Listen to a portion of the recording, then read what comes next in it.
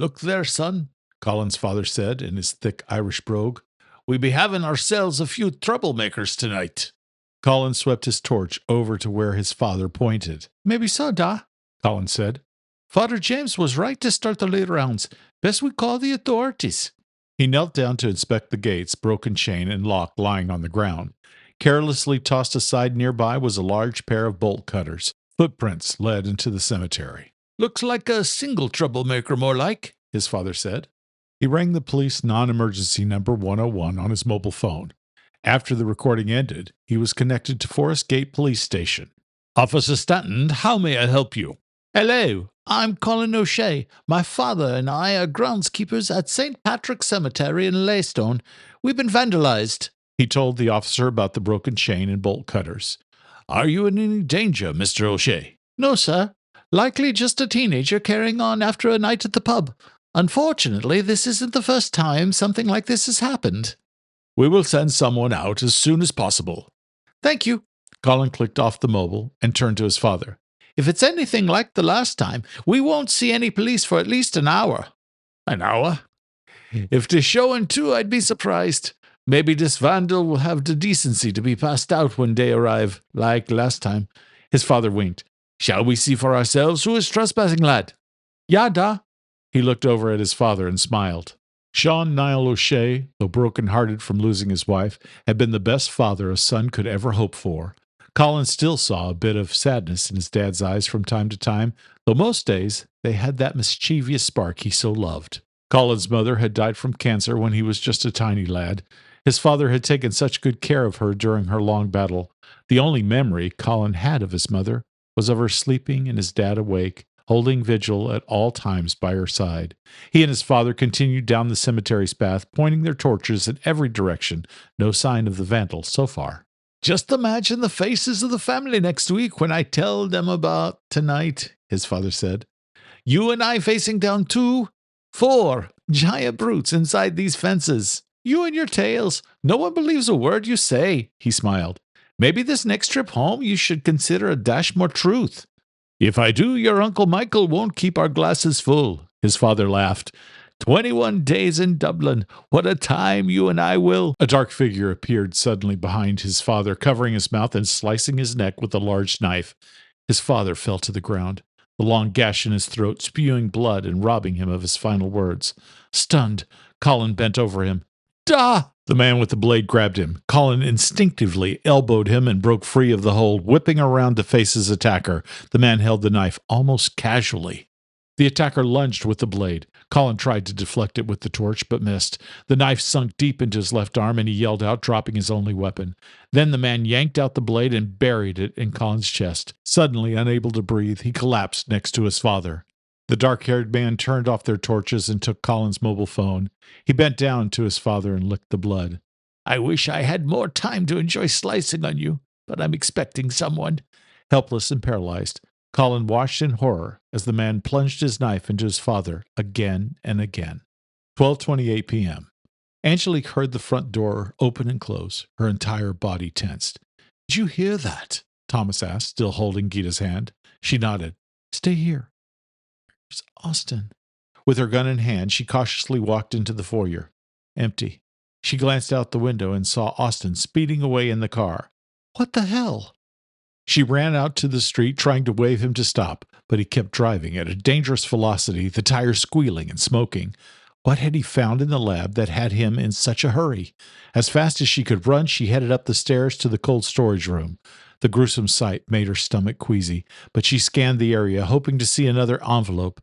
But if there had been one here, it wasn't now. Austin must have taken it with him. What could the Ripper have told her brother that would have had him leaving her behind? She didn't have to think long on that. The bastard had made a threat against her, no doubt, and had likely given a promise to reveal where he was keeping Michael. That was the only explanation for Austin's strange exit. Where? She ran down the stairs and back out the door, looking in every direction for a taxi, but there was none. Even if there had been, with Austin now out of sight, she could only guess at a direction to go, hoping to catch up with his car. Fearing now for both Michael and Austin, she went back inside, trying to come up with what to do next. Gita and Thomas were standing in the foyer. What's wrong, Angelique? Thomas's hand was wrapped in a bandage now. Austin is gone. The Ripper got a message to him somehow. I don't know what to do. She felt powerless. Gita, can your people help me? Do you have any idea where the Ripper might be? The doorbell rang. Relief swept through her. Austin must have seen me in the street and circled back around. She opened the door, but it wasn't Austin who was standing there. It was the man who had signed the insurance papers back in Texas, the man who had placed her brother in the building on Murphy Street, the man who was their father. Angelique, I'm Octavian Drake. I know, Gita told me. He was tall and handsome. Octavian appeared to be just a little older than she and Austin. But he's Morvicti, and they don't age. Your Majesty, I'm sorry, Gita said, bowing at the waist. It could not be avoided. No, it could not, Angelique added, looking directly into his eyes, which reminded her so much of her brother's. Introductions can come later. Right now, I need your help to find Austin. Octavian's eyes narrowed. What do you mean? Why isn't he here? She shook her head. He just left 5 minutes ago without telling me or anyone where he was going. I'm sure he got a message from the Ripper. Gita told me that your people have tons of resources and sit in powerful positions. What can you do to find him? What kind of car did he leave in? Octavian asked, bringing out his mobile phone. A black BMW. It belongs to the CIA. Very generic. I don't know what was on the license plate. We'll find him, Angelique. Octavian's tone did help calm her nerves some. He's my father. My family. Belisarius, Austin is gone. He left in a black BMW from Dr. Wilson's home less than 10 minutes ago. My daughter believes he received some kind of message from the Ripper and is going to him now. My husband is the Ripper's hostage, she told him. Her trembles returned, stronger and more violent than before. I can't lose Austin and Michael. Please, God. We'll save both of them, Angelique. Octavian put his arm around her, and she didn't push him away. Michael Remington has been taken by Jack. Make sure the police don't find Austin before we do. Until we capture Bathory and the Ripper, we must use everything at our disposal to save my son and my daughter's husband. Bathory is dead, Majesty, Gita said. The Ripper cut off his head right in front of me, Dr. Wilson added, taking several quick puffs on his pipe. It was obvious how shaken he was about the events they were witnessing. Belisarius, I just learned that Bathory is dead. Yes, the Ripper's doing. We're way past discretion now. You and Darius do whatever you need to find Austin. Darius owes Austin and Remington for saving his nephew. If you hear anything, call me. We'll do the same on this end. Octavian put away his mobile phone. Take me where Bathory is. Gita bowed. Your will is my... No, cousin, not now. We don't need formalities. They went up the stairs together. The Ripper's letters remained on the table in the lab where she and Thomas had been studying them. Octavian glanced at the pages as he passed the table on his way to the cold storage. Seeing the gruesome scene for the second time, her stomach didn't lurch. Perhaps she was getting desensitized to seeing dead bodies. Bathory deserved the final death, Octavian said, and so does his accomplice, the Ripper. Gita nodded. You're the actual king of the species I've been tracking my whole life. Dr. Wilson held out his hand. Octavian shook hands with him. And you're the one man in the world who has given me many a restless night. It's a pleasure to finally meet you, Dr. Wilson. I'm sorry we cannot allow any of your work to be published. Gita has told me everything. I wish you had trusted me enough to come to me, sir, instead of letting me struggle for so long in my search for proof of your kind's existence. I have many regrets, Octavian said, glancing in Angelique's direction. She saw a wave of sadness appear on his face. How unfair you have been treated is just one of them, sir. But now is not the time to dwell on regrets. We must find my son. Thomas nodded. It does help to realize I was right all along. You've been right about many things, Doctor. I'd like to look over those letters that the Ripper sent, many more than I expected.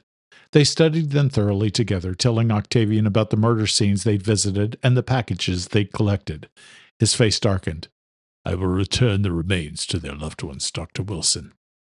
Of course, I completely agree. Octavian pointed to one of the letters.